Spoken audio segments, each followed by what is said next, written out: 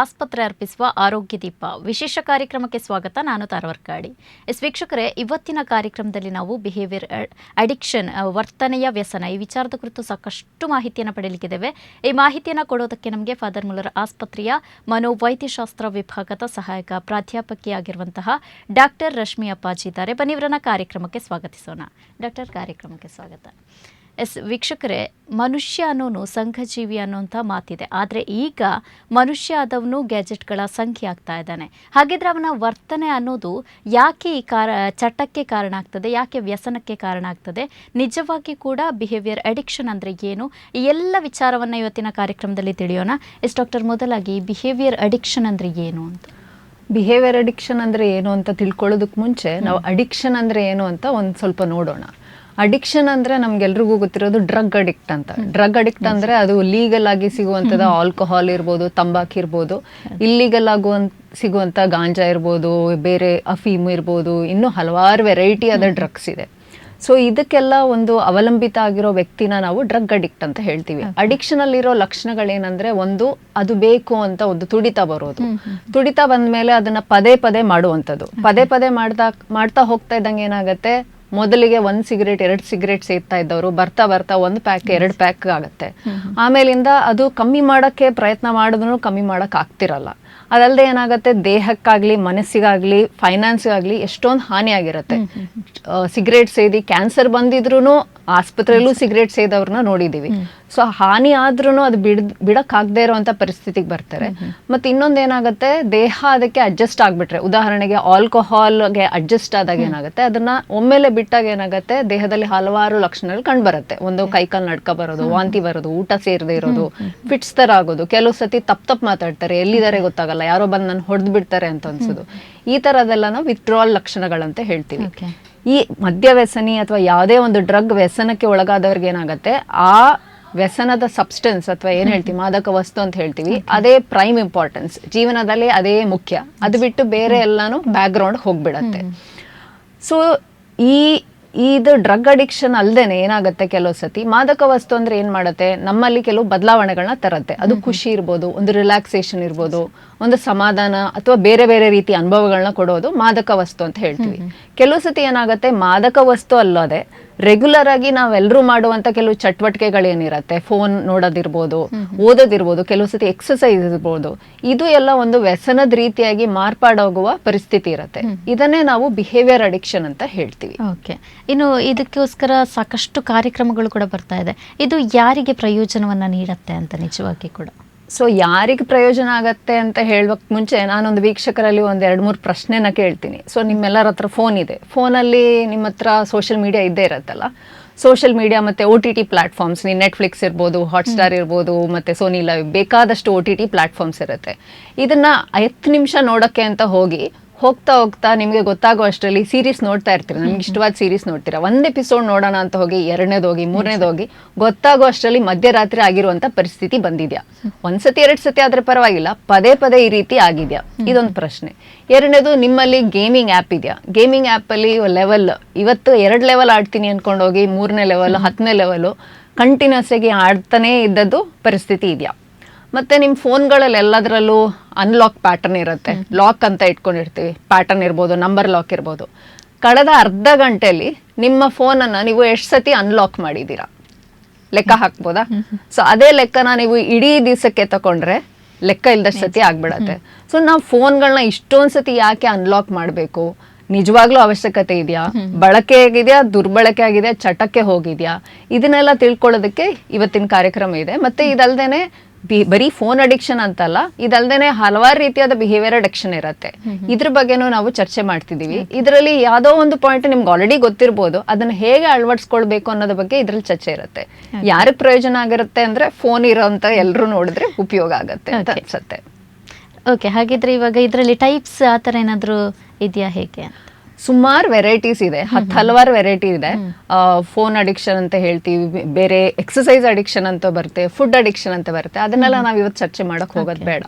ಮುಖ್ಯವಾಗಿ ನಾವೊಂದು 4 variety behaviour addiction ಬಗ್ಗೆ ಮಾತಾಡ್ಲಿಕ್ಕಿದ್ದೀನಿ.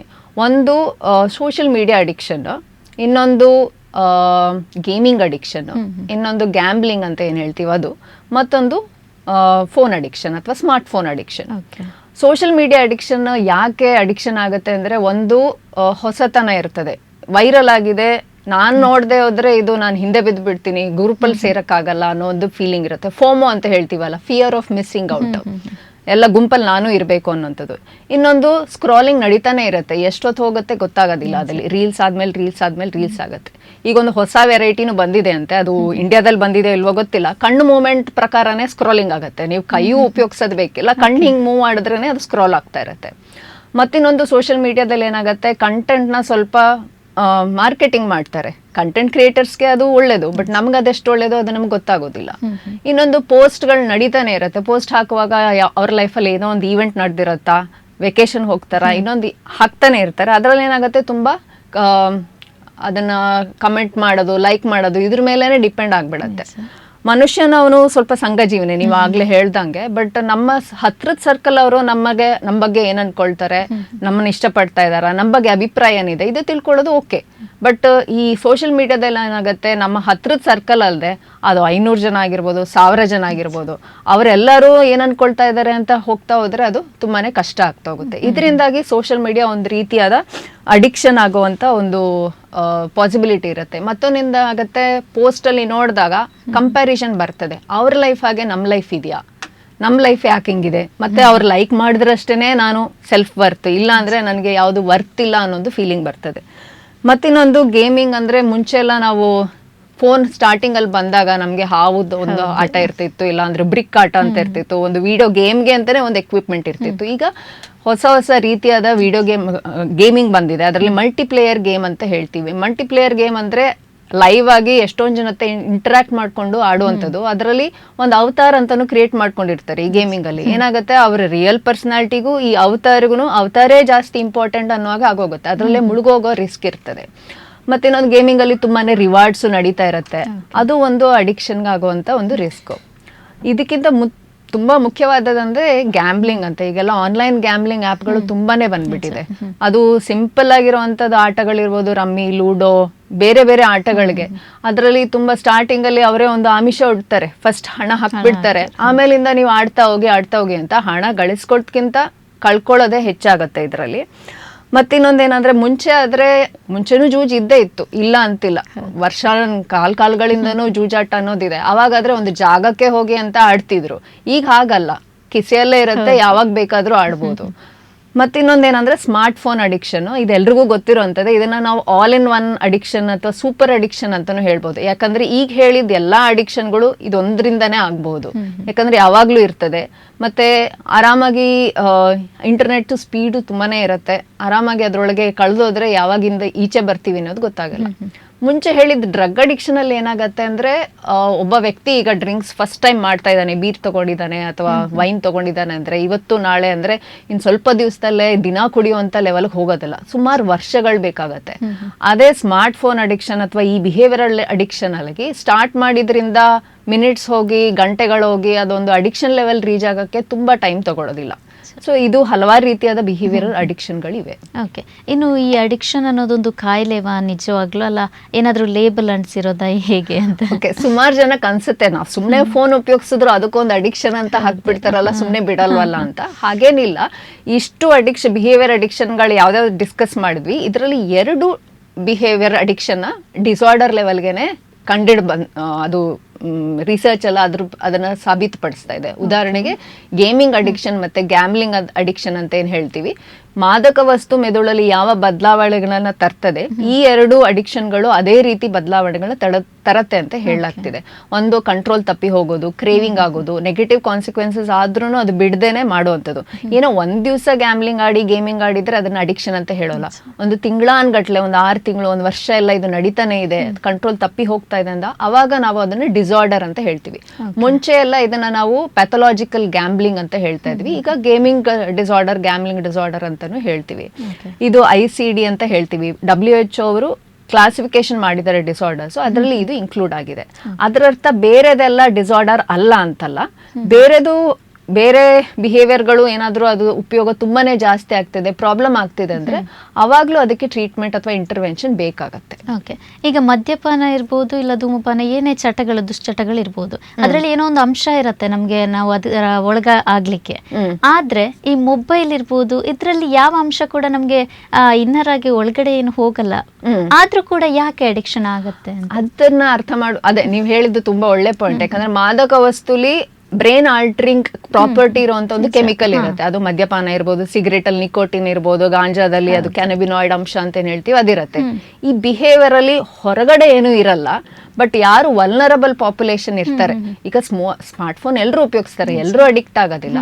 ಕೆಲವು ಸತಿ ವಲ್ನರಬಿಲಿಟಿ ಇದ್ದಾಗ ಒಂದು ರೀತಿಯಾದ ಬದಲಾವಣೆ ಆಗುತ್ತೆ, ಡೋಪಮಿನ್ ಟ್ರ್ಯಾಪ್ ಅಂತ ಒಂದು ಹೇಳ್ತೀವಿ.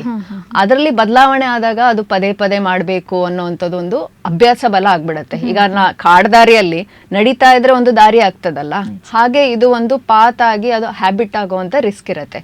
ಮೊಬೈಲಲ್ಲೇ ಏನು ಮಾದಕ ಅಂಶ ಇಲ್ಲ, ನಮ್ಮ ಮೆದುಳಲ್ಲಿ ಬದಲಾವಣೆಗಳಾಗೋದ್ರೆ ಅವಾಗ ಅದು ವ್ಯಸನ ಆಗತ್ತೆ. ಓಕೆ, ಅಂದ್ರೆ ನಮ್ಮ ಮನಸ್ಸಿನ ಸ್ಥಿತಿಯೇ ಇದಕ್ಕೆ ಕಾರಣ ಆಗತ್ತಾ? ಹೇಗೆ ಮನಸ್ಸಿನ ಸ್ಥಿತಿ ಅಂದ್ರೆ ಯಾರು ವಲ್ನರಬಲ್ ಇರ್ತಾರೆ ಅವರಲ್ಲಿ ಸ್ವಲ್ಪ ರಿಸ್ಕ್ ಇರತ್ತೆ. ವಲ್ನರಬಲ್ ಯಾರಾಗ್ತಾರೆ ಅಂದ್ರೆ ಉದಾಹರಣೆ ಸ್ವಲ್ಪ ಒಂಟಿತನ ಇರತ್ತಾ, ಬೋರ್ಡಮ್ ಜಾಸ್ತಿ ಇರೋರು, ಅಥವಾ ಜೀವನದಲ್ಲಿ ತುಂಬಾ ಕಷ್ಟಗಳು ನಡೀತಾ ಇರತ್ತೆ ಬಟ್ ಅದನ್ನ ಹೇಗೆ ನಿಭಾಯಿಸ್ಬೇಕು ಗೊತ್ತಾಗ್ತಾ ಇಲ್ಲ. ಇದೊಂದು ಮ್ಯಾಲಡಪ್ಟಿವ್ ಕೋಪಿಂಗ್. ಈಗ ಮಾಮೂಲಿಯಾಗಿ ಕೋಪಿಂಗ್ ಹೇಗ್ ಮಾಡ್ತಾರೆ, ಯಾರ ಹತ್ರನಾದ್ರೂ ಹೇಳ್ಕೊಳ್ಳೋದು ಅಥವಾ ಅದನ್ನ ಹಂಚ್ಕೊಂಡು ಪ್ರಾಬ್ಲಮ್ ಹೇಗೆ ಸಾಲ್ವ್ ಮಾಡ್ಬೇಕು ಅಂತ ಗೊತ್ತಾಗ್ದಲೇನೆ ಸರಿ ಟೈಮ್ ಪಾಸ್ ಮಾಡೋಣ ಅಂತ ಹೋಗಿ ಅದಕ್ಕೆ ಅಡಿಕ್ಷನ್ ಆಗೋ ರಿಸ್ಕ್ ಇರ್ತದೆ. ಕೆಲವು ಸತಿ ಕೆಲವ್ರು ಏನಾಗುತ್ತೆ, ಏನಕ್ಕೋ ಹಣ ಬೇಕಿರುತ್ತೆ, ಟ್ರೈ ಮಾಡಿ ನೋಡೋಣ ಅಂತ ಗ್ಯಾಮ್ಲಿಂಗ್ ಹೋಗಿ ಅದು ಬೇರೆ ದಾರಿ ಹೋಗೋ ರಿಸ್ಕ್ ಇರ್ತದೆ.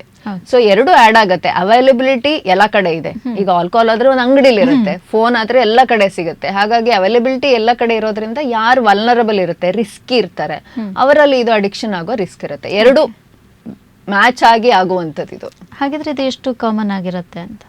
ಎಷ್ಟು ಕಾಮನ್ ಅಂತ ಹೇಳ್ಬೇಕಂದ್ರೆ ನಮ್ಮ ಇಂಡಿಯಾದಲ್ಲಿ ಆಲ್ಮೋಸ್ಟ್ 970 ಮಿಲಿಯನ್ ಜನದ ಹತ್ರ ಸ್ಮಾರ್ಟ್ ಫೋನ್ ಇದೆ. ಎಲ್ಲ ಹೋದ್ರು ಎಲ್ಲರ ಹತ್ರ ಸ್ಮಾರ್ಟ್ ಫೋನ್ ಇದ್ದೇ ಇರತ್ತೆ. ಸೊ ಇದರಲ್ಲಿ ಆಲ್ಮೋಸ್ಟ್ 85% ಹೌಸ್ ಹೋಲ್ಡ್ಸ್ ಅಂದ್ರೆ ಮನೆತನಗಳಲ್ಲಿ ಒಂದಲ್ಲ ಒಂದು ಸ್ಮಾರ್ಟ್ ಫೋನ್ ಇದ್ದೇ ಇರ್ತದೆ. ಮತ್ತೆ ಇದರಲ್ಲಿ ಯುವ ಜನತೆ ತಗೊಂಡ್ರೆ ಫೋನ್ ಇಲ್ಲದೆ ಇರೋರು ಆಲ್ಮೋಸ್ಟ್ ಇಲ್ವೇ ಇಲ್ಲ. 98% ಎಲ್ಲರ ಹತ್ರ ಫೋನ್, ಅದು ಸ್ಮಾರ್ಟ್ ಫೋನ್ ಇದ್ದೇ ಇರುತ್ತೆ. ಇಂಡಿಯಾದಲ್ಲಿ ಕೆಲವು ಸರ್ವೆಗಳನ್ನ ಮಾಡಲಾಗಿದೆ. ಸೊ ಈ ಸರ್ವೆ ಪ್ರಕಾರ ಏನಂದ್ರೆ ಫೋನ್ ಇರೋಂಥವ್ರಲ್ಲಿ ಆಲ್ಮೋಸ್ಟ್ 85% ಬೆಳಗ್ಗೆ ಎದ್ದಿದ್ದು 15 ನಿಮಿಷದೊಳಗೆ ಫೋನ್ ಚೆಕ್ ಮಾಡಿರ್ತಾರೆ. ಬೆಳಗ್ಗೆ ಯಾರ ಮುಖ ನೋಡಿದೆ ಅಂದ್ರೆ ಫೋನ್ ಮುಖ ನೋಡಿದೆ ಅನ್ನೋಂಗ್ ಆಗಿರುತ್ತೆ.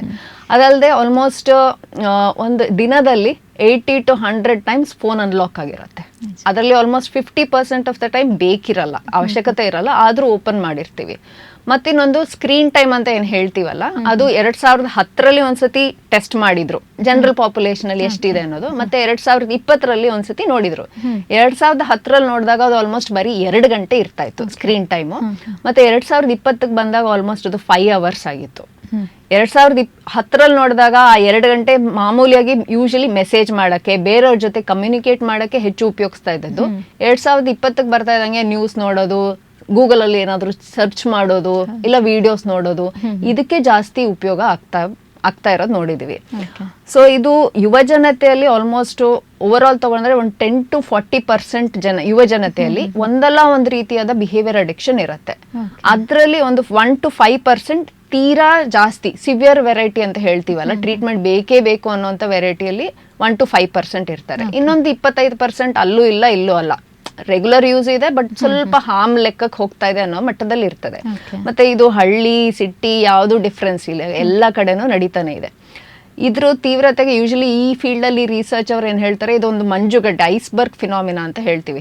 ಮಂಜುಗಡ್ಡೆ ನೋಡಿದಾಗ ಏನಾಗುತ್ತೆ, ಬರೀ ಮೇಲ್ಗಡೆ 1/3 ಮಾತ್ರ ಕಾಣುತ್ತೆ, ಕೆಳಗಡೆ ಇನ್ನು ದೊಡ್ಡ ಭಾಗ ಇರ್ತದೆ. ಹಾಗೆ ಬಿಹೇವಿಯರ್ ಅಡಿಕ್ಷನ್ ಅನ್ನೋದು ಬರೀ ಮೇಲ್ಭಾಗಕ್ಕೆ ಮಾತ್ರ ಈಗ ನಮ್ಗೆ ಗೊತ್ತಾಗ್ತಾ ಇದೆ, ಅದರ ಆಳ ಎಷ್ಟು ತೀವ್ರತೆ ಅನ್ನೋದು ಇನ್ನೂ ರಿಸರ್ಚ್ ನಡೀತಾ ಇದೆ.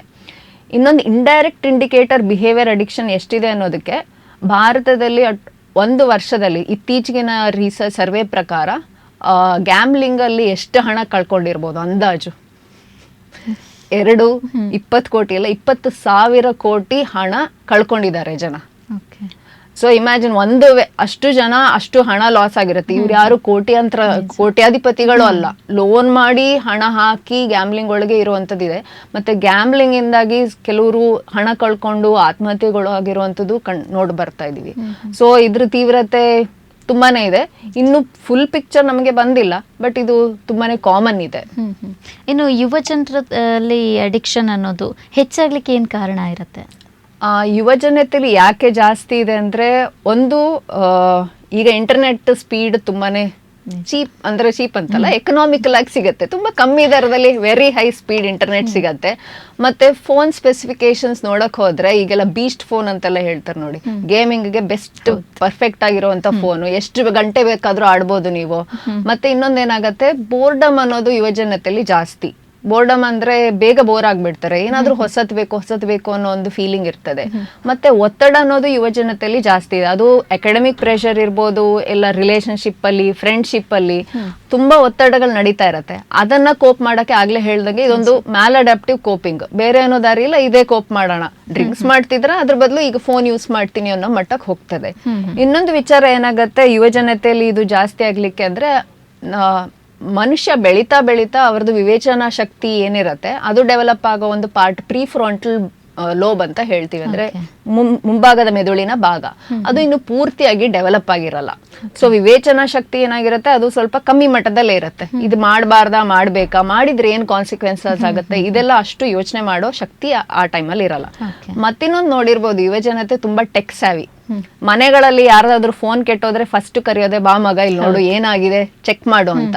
ಅಂತವ್ರಲ್ಲಿ ನಾವು ಫೋನ್ ಮಾನಿಟರಿಂಗ್ ಮಾಡ್ತೀವಿ ಅಂದ್ರೆ ತುಂಬಾನೇ ಕಷ್ಟ. ಮುಂಚೆ ಆದ್ರೆ ಟಿವಿ ಆದ್ರೆ ಎಕ್ಸಾಮ್ ಟೈಮಲ್ಲಿ ಇನ್ನೊಂದು ಟೈಮಲ್ಲಿ ಕೇಬಲ್ ಕಟ್ ಮಾಡಿ ಇಡೋರು, ಟಿವಿ ನೋಡ್ತಾ ಇದಾರ ಇಲ್ವಾ ಅನ್ನೋದು ಎಲ್ರಿಗೂ ಗೊತ್ತಾಗ್ತದೆ. ಈಗ ಮಾನಿಟರಿಂಗ್ ಎಬಿಲಿಟಿ ತುಂಬಾ ಕಷ್ಟ ಆಗತ್ತೆ.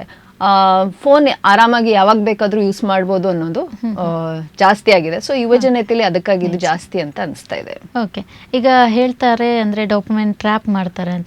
ಸೊ ಹೀಗಂದ್ರೆ ಏನು ಅಂತ ನಿಜವಾಗಿ?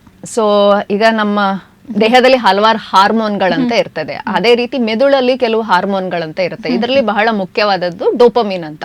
ಸೊ ಇದು ನಮ್ಮ ಬ್ರೈನ್ ಅಲ್ಲಿ ಒಂದು ಸರ್ಕ್ಯೂಟ್ ಅಂತ ಇರುತ್ತೆ, ಒಂದ್ ಏರಿಯಾಗಿಂದ ಇನ್ನೊಂದ್ ಏರಿಯಾಗೆ ಕನೆಕ್ಷನ್ ಇರುತ್ತೆ. ದಿನನಿತ್ಯದಲ್ಲಿ ನಾವು ಯಾವುದೇ ಒಂದು ಚಟುವಟಿಕೆ, ನಮಗೆ ಖುಷಿ ಕೊಡುವಂತ ಚಟುವಟಿಕೆ ಮಾಡ್ತೀವಲ್ಲ, ಅವಾಗ ಈ ಸರ್ಕ್ಯೂಟ್ ಅಲ್ಲಿ ಡೋಪಮಿನ್ ರಿಲೀಸ್ ಆಗುತ್ತೆ. ಉದಾಹರಣೆಗೆ ಒಂದು ಒಳ್ಳೆ ಮಸಾಲೆ ದೋಸೆ ತಿನ್ನೋದಿರ್ಬೋದು, ನಮ್ಮ ಹಳೆ ಫ್ರೆಂಡ್ಸ್ ನ ಭೇಟಿ ಮಾಡಿರೋಬಹುದು, ಯಾವುದೋ ಒಂದು ಪ್ರಾಜೆಕ್ಟ್ ಕಂಪ್ಲೀಷನ್ ಆಯ್ತು, ಬೇರೆಯವರು ನಮ್ಗೆ ಒಂದು ಶಾಬಾಸ್ ಅಂತ ಹೇಳಿದ್ರು, ಅವಾಗೆಲ್ಲ ಇದೊಂದು ಡೋಪಮಿನ್ ರಿಲೀಸ್ ಆಗುತ್ತೆ. ಈ ಡೋಪಮಿನ್ ರಿಲೀಸ್ ಆದಾಗ ನಮಗೆ ಖುಷಿ ಆಗುತ್ತೆ, ಮತ್ತೆ ಈ ಚಟುವಟಿಕೆ ನಾವು ಮತ್ತೆ ಮಾಡ್ಬೋದು ಅನ್ನೋ ಒಂದು ಫೀಲಿಂಗ್ ಬರುತ್ತೆ.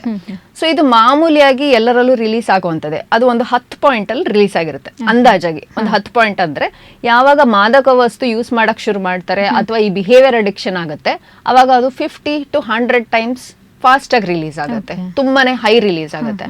ಅವಾಗ ಏನಾಗುತ್ತೆ, ಬಾಕಿ ಎಲ್ಲ 10 ಪಾಯಿಂಟ್ಸ್ ಕೊಡುವಂತ ಆಕ್ಟಿವಿಟೀಸು ಹಿಂದಕ್ಕೆ ಹೋಗ್ಬಿಟ್ಟು ಈ 50-100 ಪಾಯಿಂಟ್ಸ್ ಡೋಪಮಿನ್ ಕೊಡುವಂತ ಚಟುವಟಿಕೆಗಳನ್ನೇ ಜಾಸ್ತಿ ಮಾಡ್ಲಿಕ್ಕೆ ಶುರು ಮಾಡ್ತಾರೆ. ನೀವು ಅವಾಗ ಕೇಳಿದ್ರಲ್ಲ, ಮಾದಕ ಅಂಶ ಏನು ಅಂದ್ರೆ ಇದೇನೆ, ನಮ್ಮ ಮೆದುಳಲ್ಲೇ ಇರುವಂತ ಒಂದು ಡೋಪಮಿನ್ ತೀರಾ ಅದು ಡಿಸ್ಫಂಕ್ಷನ್ ಆಗಿ ಜಾಸ್ತಿ ಉತ್ಪತ್ತಿ ಆಗುವಾಗ ಏನಾಗುತ್ತೆ, ಮತ್ತೆ ಅದು ಬೇಕು, ಅಷ್ಟು ಹೈ ಬೇಕು, ಥ್ರಿಲ್ ಬೇಕು, ಕಿಕ್ ಬೇಕು ಅಂತ ಹೇಳಿ ಅದು ಅದ್ರ ಹಿಂದೆ ಹೋಗುವಂತ ಚಾನ್ಸ್ ಇರುತ್ತೆ. ಈ ಯಾವುದೇ ಮಾದಕ ವಸ್ತು ಅಥವಾ ಬಿಹೇವಿಯರ್ಗೆ ಅಡಿಕ್ಷನ್ ಆದಾಗ ಡೋಪಮಿನ್ ಪಾತ್ವೆ ಹಾಳಾಗೋಗಿರುತ್ತೆ. ಅದಲ್ಲದೆ ಏನಾಗುತ್ತೆ, ಅವಾಗ್ಲೇ ಹೇಳಿದ್ನಲ್ಲ, ನಮ್ದು ಬ್ರೇಕ್ ಸಿಸ್ಟಮ್ ಅಂತ ಹೇಳಿದ್ವಿ. ಬ್ರೇಕ್ ಸಿಸ್ಟಮ್ ಅಂದ್ರೆ ವಿವೇಚನಾ ಶಕ್ತಿ ಮಾಡುವಂತ ಕೇಂದ್ರಗಳು, ಅದು ಸಹ ಸ್ವಲ್ಪ ಕಮ್ಮಿ ಕೆಲಸ ಮಾಡಕ್ ಶುರು ಮಾಡುತ್ತೆ. ಅದರಿಂದಾಗಿ ಅದ್ರೊಳಗೆ ಆ ಲೂಪ್ ಒಳಗೆ ಇರ್ತಾರೆ. ಡೋಪಮಿನ್ ಕಮ್ಮಿ ಆಯ್ತಾ, ಮತ್ತೆ ಉಪಯೋಗಿಸು, ಜಾಸ್ತಿ ಆಗುತ್ತೆ, ಕಮ್ಮಿ ಆಗುತ್ತೆ, ಮತ್ತೆ ಉಪಯೋಗಿಸು. ಈ ಲೂಪ್ ಒಳಗೆ ಹೋಗೋದನ್ನೇ ನಾವು ಡೋಪಮಿನ್ ಟ್ರ್ಯಾಪ್ ಅಂತ ಹೇಳ್ತೀವಿ. ಇವಾಗ ಸಾಕಷ್ಟು ಆ್ಯಪ್ಗಳಿವೆ. ಈ ಆ್ಯಪ್ಗಳನ್ನ ಬ್ರೈನ್ ಹ್ಯಾಕ್ ಮಾಡೋದಕ್ಕೆ ಡಿಸೈನ್ ಮಾಡಿರ್ತಾರೆ ಅಂತ ಹೇಳ್ತಾರೆ. ಇದು ಎಷ್ಟರ ಮಟ್ಟಿಗೆ ಸರಿ ಅಂತ? ಮೊದಲನೇದಾಗಿ ನೀವು ಯಾವುದೇ ಆ್ಯಪ್ ತುಂಬಾ ಉಪಯೋಗಿಸ್ತೀವಲ್ಲ, ಆ ಥರ ಆ್ಯಪ್ಗಳನ್ನ ನೋಡಿದಾಗ ಅದ್ರ ಡಿಸೈನ್ ನೋಡಿದ್ರೆ ಅದು ತುಂಬಾ ಅಟ್ರಾಕ್ಟಿವ್ ಆಗಿರುತ್ತೆ, ಇಂಟರ್ಫೇಸ್ ಕಲರ್ಫುಲ್ ಆಗಿರುತ್ತೆ, ತುಂಬಾ ಹೆಚ್ಚು ಹೊತ್ತು ನಿಮ್ಮನ್ನ ಅದರೊಳಗೆ ಹಿಡಿದಿಟ್ಕೊಳ್ಳುವಂತ ಒಂದು ಕೆಪಾಸಿಟಿಯಲ್ಲಿ ಡಿಸೈನ್ ಮಾಡಿರ್ತಾರೆ. ಅದು ಇನ್ಫಿನೈಟ್ ಸ್ಕ್ರಾಲ್ ಇರ್ಬೋದು. ಈಗ ಯಾವುದೇ ಒಂದು ನ್ಯೂಸ್ ಪೇಪರ್ ನೋಡ್ತೀನಿ ಅಂದ್ರೆ 10 ಪೇಜ್ ಇರುತ್ತೆ, ನೋಡಾದ್ಮೇಲೆ ಮುಗಿಯುತ್ತೆ. ಬಟ್ ಅದೇ ಸ್ಕ್ರಾಲಿಂಗ್ ಮಾಡುವಾಗ ಎಂಡ್ಲೆಸ್ ಸ್ಕ್ರಾಲ್ ಮಾಡ್ತಾನೆ ಇರ್ಬೋದು. ಇನ್ನೊಂದು, ನೀವು ಸ್ಟ್ರೀಮಿಂಗ್ ಪ್ಲಾಟ್ಫಾರ್ಮ್ಸ್ ಅಲ್ಲಿ ಆಟೋಪ್ಲೇ ಅಂತ ಇರುತ್ತೆ, ಅದೇ ಸಜೆಸ್ಟ್ ಮಾಡ್ಬಿಡುತ್ತೆ ಮುಂದಿನ ತೋರ್ಸ್ಲಾ ನಿನಗೆ ಅಂತ. ಮತ್ತಿನ್ನೊಂದು ಲಾಗಿನ್ ಬೋನಸಸ್ ಅಂತ ಇರುತ್ತೆ. ಯಾವುದೇ ಆಪ್ಗಳಿಗೆ ನಾವು ಲಾಗಿನ್ ಆಗ್ತಾ ಇದೀರ ಅಂದ್ರೆ ಬೋನಸ್ಗಳು ಕೊಡ್ತಾ ಹೋಗ್ತಾರೆ. ಇದಲ್ಲದೆ ಇನ್ನೂ ಹಲವಾರು ಫೀಚರ್ ಅಂದ್ರೆ, ಪ್ರತಿದ್ರಲ್ಲೂ ಏನಾದ್ರೂ ಒಂದು ಹೊಸ ಇನ್ಫಾರ್ಮೇಶನ್ ಇರುತ್ತೆ. ಮತ್ತೆ ನೋಟಿಫಿಕೇಶನ್ಗಳು ಬಂದಾಗ ಏನಾಗುತ್ತೆ, ಒಂದು ಸಣ್ಣ ಆಂಗ್ಸೈಟಿ ಆಗುತ್ತೆ ನಮಗೆ, ಯಾವ್ದ್ರ ಬಗ್ಗೆ ಬಂದಿದೆ ಚೆಕ್ ಮಾಡೋಣ ಅಂತ. ಚೆಕ್ ಮಾಡಿದ ತಕ್ಷಣ ಒಂದು ಸಮಾಧಾನ ಸಿಗುತ್ತೆ. ಸೊ ಅದೊಂದು ಹ್ಯಾಬಿಟ್ ಆಗುತ್ತೆ. ಪ್ರತಿ ಸತಿ ನೋಟಿಫಿಕೇಶನ್ ಬಂದಾಗ್ಲೂ ನಾನು ಚೆಕ್ ಮಾಡಬೇಕು ಅನ್ನೋದೊಂದು ಹ್ಯಾಬಿಟ್ ಆಗುತ್ತೆ. ಗೇಮಿಂಗ್ ಅಲ್ಲಂತೂ ತುಂಬಾನೇ ರಿವಾರ್ಡ್ಸ್ ಇರುತ್ತೆ, ವರ್ಚುವಲ್ ರಿವಾರ್ಡ್ಸ್ ಬರ್ಬೋದು. ಅಂದ್ರೆ ಒಂದು ಲೆವೆಲ್ ಕಂಪ್ಲೀಟ್ ಆದ ತಕ್ಷಣ ಬಾಕ್ಸ್ ತುಂಬ ಒಂದು ಡೈಮಂಡ್ಸ್ ಬರೋದು, ಇನ್ನೊಂದು ಈ ರೀತಿ. ಸೊ ಇದೆಲ್ಲ ಫೀಚರ್ಸು ಏನಕ್ಕೆ ಮಾಡಿದ್ದಾರೆ ಅಂದ್ರೆ, ಆಗ್ಲೇ ನಾನು ಹೇಳಿದ್ನಲ್ಲ, ಡೋಪಮಿನ್ ಟ್ರ್ಯಾಕ್ ಅಂತ ಇರುತ್ತೆ, ಸರ್ಕ್ಯೂಟ್ ಅಂತ ಇರುತ್ತೆ, ಅದನ್ನ ಆಕ್ಟಿವೇಟ್ ಮಾಡಕ್ಕೆ ಮಾಡಿರ್ತಾರೆ. ಸೊ ಅದು ಮಾಡಿದಾಗ ಏನಾಗುತ್ತೆ, ಆಪ್ ಅಲ್ಲಿ ನಾವು ಹೆಚ್ಚೆಚ್ಚು ಸಮಯ ಇರ್ತೀವಿ. ಸೊ ಇದು ನಮ್ಮ ಮನುಷ್ಯನ ವೀಕ್ನೆಸ್, ಸಂಯಮ ಇಲ್ಲ, ಅದಕ್ಕೆ ನಾವು ಇದ್ರೊಳಗೆ ಇರ್ತೀವಿ ಅನ್ನೋದಲ್ಲ. ನೀವ್ ಆಗ್ಲೇ ಕೇಳಿದಲ್ಲ, ಮಾದಕಾಂಶ ಏನು ಅಂದ್ರೆ ಇದೇನೆ. ಸೊ ಇದನ್ನ ಡಿಸೈನ್ ಮಾಡಕ್ಕೆ ಎಲ್ಲಾ ಕಂಪನಿಗಳಲ್ಲೂ ಇಂಜಿನಿಯರ್ಸ್ ಇರ್ತಾರೆ. ಇಂಜಿನಿಯರ್ಸ್ಗೆ ಪರ್ಟಿಕ್ಯುಲರ್ ಇನ್ಸ್ಟ್ರಕ್ಷನ್ ಕೊಡ್ತಾರೆ, ಆಪ್ ಅಲ್ಲಿ ನಿಮ್ಮ ಯೂಸರ್ ಎಷ್ಟೊತ್ತಿರ್ತಾರೆ ಅನ್ನೋದು. ಸೊ ಈಗ ಒಂದು ಡಾಕ್ಯುಮೆಂಟ್ರಿ ಏನಿದೆ, ಸೋಷಿಯಲ್ ಡೈಲಮಾ ಅಂತ, ಅದರಲ್ಲಿ ದೊಡ್ಡ ದೊಡ್ಡ ಕಂಪನಿಗಳು, ನಾನು ಹೆಸರು ಹೇಳಕ್ ಹೋಗಲ್ಲ, ಆ ಕಂಪನಿಗಳಲ್ಲಿ ಕೆಲಸ ಮಾಡ್ತಿದ್ದ ಇಂಜಿನಿಯರ್ಸ್ ಅವರೇ ಹೇಳ್ಕೊಂಡಿದ್ದಾರೆ, ಆಪ್ ಡಿಸೈನ್ ಮಾಡುವಾಗ ಈ ಇನ್ಸ್ಟ್ರಕ್ಷನ್ ಕೊಟ್ಟರು ನಮಗೆ, ಕೊಟ್ಟಾದ್ಮೇಲೆ ನಾವೇ ಅದ್ರೊಳಗೆ ಹೋಗ್ಬಿಟ್ವಿ, ನಮಗೆ ಅದರಿಂದ ಈಚೆ ಬರಕ್ ತುಂಬಾ ಕಷ್ಟ ಆಯ್ತು ಅಂತ ಹೇಳಿ ಅವರು ಆ ರೋಲ್ಸ್ ಇಂದ ಅವ್ರು ಈಚೆ ಬಂದು ಎಥಿಕಲ್ ಆಗಿ ಆಪ್ ಡಿಸೈನ್ ಮಾಡಬೇಕು ಅನ್ನೋದ್ರ ಬಗ್ಗೆ ಒಂದು ಮಾಹಿತಿನ ಇದು ಮಾಡ್ತಾ ಇದ್ದಾರೆ. ಸೊ ಮನುಷ್ಯ ಯಾವಾಗ ಬಿಹೇವಿಯರ್ ಅಡಿಕ್ಷನ್ ಆಗ್ತಾರೆ, ಅದು ನಮ್ದೊಂದೇ ಅಲ್ಲ, ನಾವು ಯೂಸರ್ ಅಂತ ಅವ್ರು ಹೇಳ್ತಾರೆ, ಬಟ್ ನಮ್ಮನ್ನೇ ಅವ್ರು ಯೂಸ್ ಮಾಡ್ತಾ ಇದ್ದಾರೆ ಆಪ್ ಮೂಲಕ. ಉತ್ಪ್ರೇಕ್ಷೆ ಆದ್ರೂ ಆಪ್ಗಳಿಂದ ಒಂದು ಮಟ್ಟಕ್ಕೆ ನಮ್ಮ ಬ್ರೈನ್ ನ ಹ್ಯಾಕ್ ಮಾಡ್ತಾ ಇದ್ದಾರೆ ಅಂತಾನೆ ಹೇಳ್ಬೋದು. ಓಕೆ, ಇವಾಗ ಇತ್ತೀಚಿನ ಪ್ರಪಂಚಗಳಲ್ಲಿ ಮೊಬೈಲ್ ಇಲ್ಲ ಅಂದ್ರೆ ಏನೂ ಆಗಲ್ಲ, ಮೊಬೈಲ್ ಅನ್ನು ನೋಡ್ತಾ ಇರಬೇಕು. ಆದ್ರೆ ಇದರಲ್ಲಿ ಕೂಡ ಆರೋಗ್ಯಕರವಾಗಿ ಸ್ಕ್ರೀನಿಂಗ್ ಮಾಡೋದು, ಅನಾರೋಗ್ಯಕರ ಸ್ಕ್ರೀನಿಂಗ್, ಆ ತರ ನಮ್ಗೆ ಹೇಗೆ ಗೊತ್ತಾಗತ್ತೆ, ಇದರ ನಡುವಿನ ವ್ಯತ್ಯಾಸ ಏನು ಅಂತ? ಸೊ ಆಗ್ಲೇ ನಾವು ಅಡಿಕ್ಷನ್ ಬಗ್ಗೆ ಕೆಲವು ಲಕ್ಷಣಗಳು ಹೇಳಿದ್ನಲ್ಲ, ಅದೇ ರೀತಿ ಲಕ್ಷಣಗಳು ಬಿಹೇವಿಯರ್ ಅಡಿಕ್ಷನ್ ಅಲ್ಲೂ ಇರುತ್ತೆ. ಸೊ 4C ಅಂತ ಹೇಳ್ಬೋದು. 4C ಅಂದ್ರೆ ಮೊದಲನೇ ಸಿ ಕ್ರೇವಿಂಗ್ ಅಂತ ಹೇಳ್ತೀವಿ. ಕ್ರೇವಿಂಗ್ ಅಂದ್ರೆ ಆಸೆ ಬರೋದು, ತುಡ್ತಾ ಬರೋದು, ಬೇಕು ಬೇಕು ಅಂತ ಅನಿಸೋವಂಥದ್ದು, ಬೇರೆ ಎಲ್ಲದಕ್ಕಿಂತನೂ ಇದೇ ಬೇಕು ಅನ್ನೋಂತ ಅನಿಸೋದು ಕ್ರೇವಿಂಗ್. ಇನ್ನೊಂದು ನೆಕ್ಸ್ಟ್ ಪಾಯಿಂಟ್ ಕಂಟ್ರೋಲ್. ಕಂಟ್ರೋಲ್ ಇದೆಯಾ ನಿಮ್ಗೆ, ನಾನು 10 ನಿಮಿಷ ನೋಡ್ಬೇಕು ಅಂದ್ರೆ 10 ನಿಮಿಷ, ಇಲ್ಲ ಅಂದ್ರೆ ಅಂದಾಜು ಒಂದು 5-10 ನಿಮಿಷ ಆಚೀಚೆಯಲ್ಲಿ ನೋಡಕ್ ಆಗ್ತಾ ಇದೆಯಾ, ಅಥವಾ ಕಂಟ್ರೋಲ್ ತಪ್ಪಿ ಹೋಗ್ತಾ ಇದೆಯಾ. ಇನ್ನೊಂದು ನೆಗೆಟಿವ್ ಕಾನ್ಸಿಕ್ವೆನ್ಸಸ್ ಅಂತ ಹೇಳ್ತೀವಿ. ಇದು ಯೂಸ್ ಮಾಡದಿದ್ರಿಂದ ನೆಗೆಟಿವ್ ಕಾನ್ಸಿಕ್ವೆನ್ಸಸ್ ಯಾವುದೇ ಏರಿಯಾದಲ್ಲಿ ಆಗ್ಬೋದು, ಸ್ಟಡೀಸ್ ಅಲ್ಲಿ ಇರ್ಬೋದು, ಎಜುಕೇಶನ್, ವರ್ಕ್ ಅಲ್ಲಿ ಇರ್ಬೋದು, ಆರೋಗ್ಯದಲ್ಲಿ ಇರ್ಬೋದು.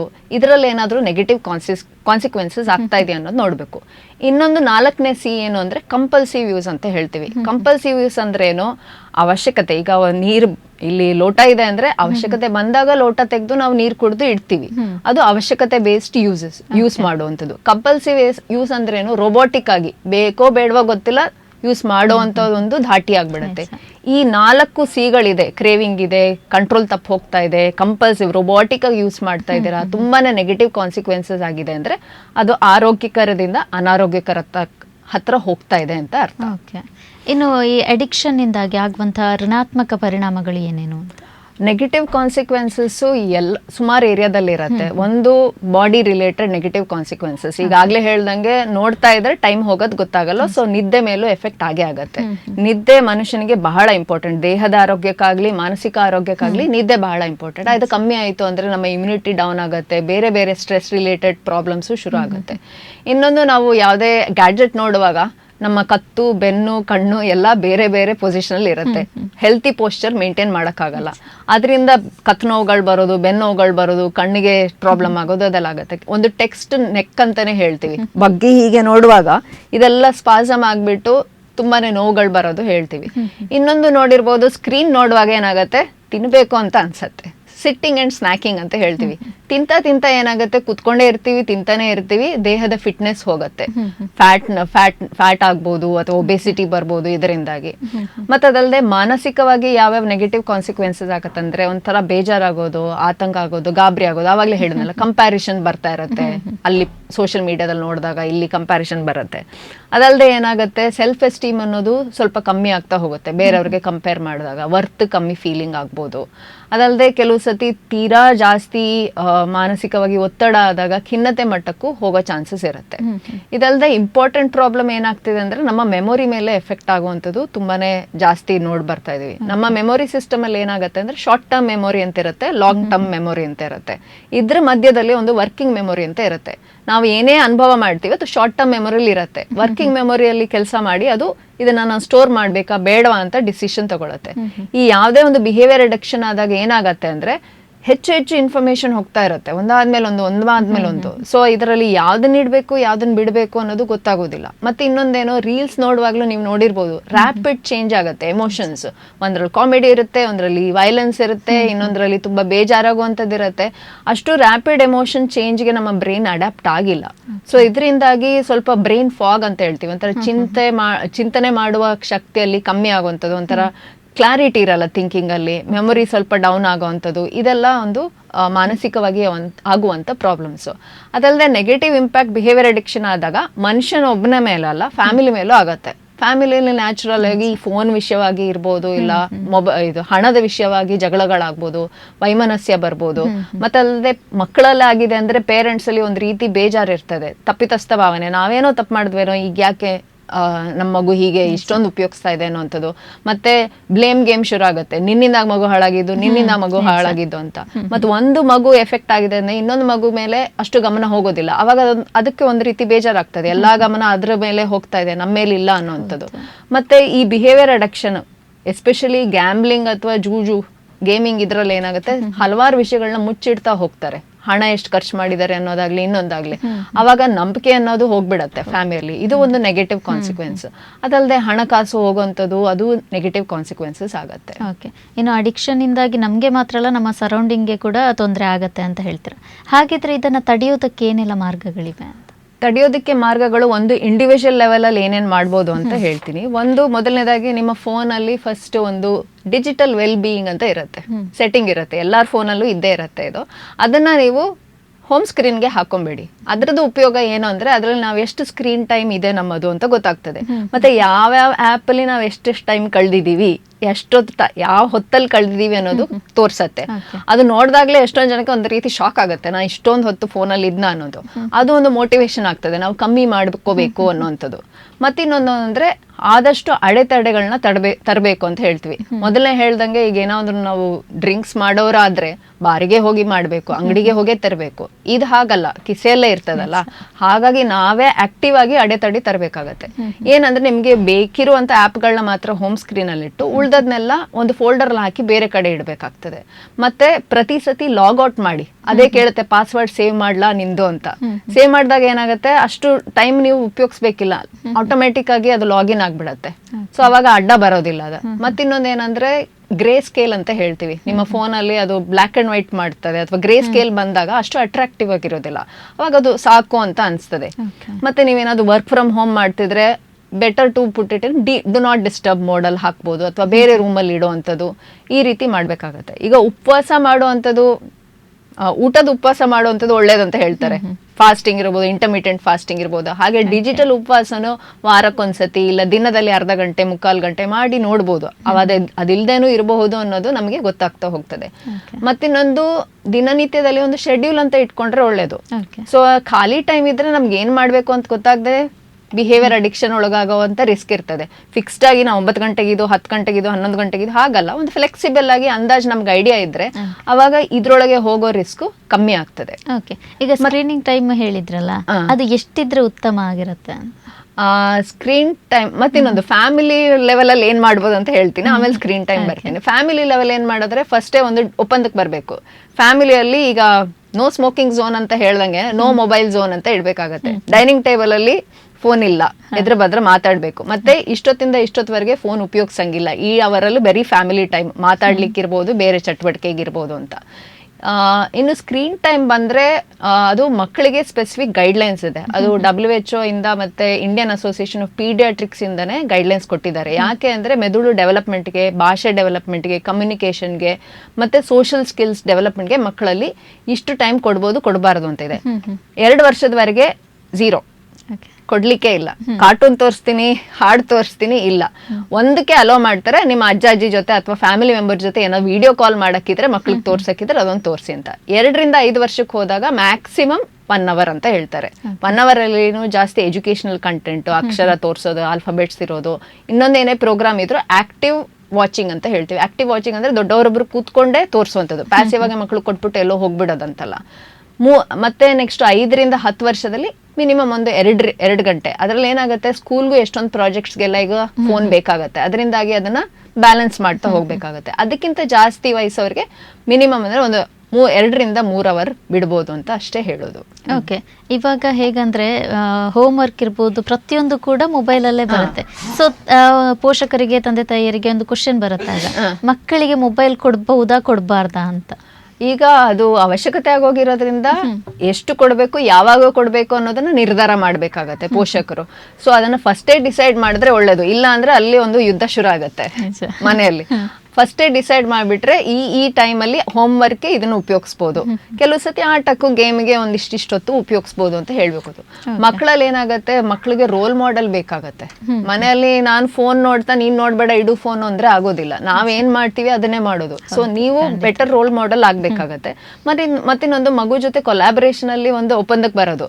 ನೀನ್ ಇವತ್ತು 30 ನಿಮಿಷ ಅಷ್ಟೇ ಇಡಬೇಕು, 30 ನಿಮಿಷಕ್ಕಿಂತ ಜಾಸ್ತಿ ಆದ್ರೆ ನೆಕ್ಸ್ಟ್ ವೀಕಲ್ಲಿ ನಿನಗೆ ಫೋನ್ ಟೈಮಲ್ಲಿ ದಿನಕ್ಕೆ ಅರ್ಧ ಗಂಟೆ ಕಟ್ ಆಗತ್ತೆ. ಹೀಗೆ ಒಂದು ಒಪ್ಪಂದಕ್ಕೆ ಬಂದ್ರೆ ಅವಾಗ ಒಂದು ಮೋಟಿವೇಶನ್ ಇರುತ್ತೆ ಮಕ್ಕಳಿಗೆ.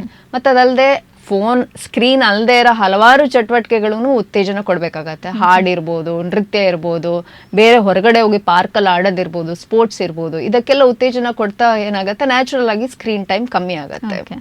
ಈ ಸ್ಕ್ರೀನಿಂದಾಗಿ ಕೆಲವೊಂದು ಸೌಂದರ್ಯದ ಕಾಯಿಲೆಗಳು ಕೂಡ ಬರುತ್ತೆ ಅಂತ ಹೇಳ್ತಾರೆ, ಇದು ನಿಜವಾ ಹೇಗೆ ಅಂತ? ಹೌದು, ಯಾಕಂದ್ರೆ ನಾನು ಆಗ್ಲೇ ಹೇಳ್ದಂಗೆ ಯಾವುದೇ ಸೋಷಿಯಲ್ ಮೀಡಿಯಾದಲ್ಲಿ ಪೋಸ್ಟ್ ಮಾಡಿದಾಗ ಸಿಂಪಲ್ ನ್ಯಾಚುರಲ್ ಪೋಸ್ಟ್ ಅಂತೂ ಮಾಡೋದಿಲ್ಲ, ಫಿಲ್ಟರ್ ಹಾಕಿ ಹಾಕ್ತಾರೆ. ಫಿಲ್ಟರ್ ಹಾಕಿದ್ದನ್ನ ನೋಡಿ ಅವ್ರ ಸ್ಕಿನ್ ಹಂಗಿದೆ, ಅವರ ಇದು ಬಾಡಿ ಸ್ಟ್ರಕ್ಚರ್ ಆಗಿದೆ ಅಂತ ಹೇಳಿ ಬಾಡಿ ಇಮೇಜ್ ಡಿಸ್ಟರ್ಬೆನ್ಸಸ್ ಅಂತ ಹೇಳ್ತೀವಿ.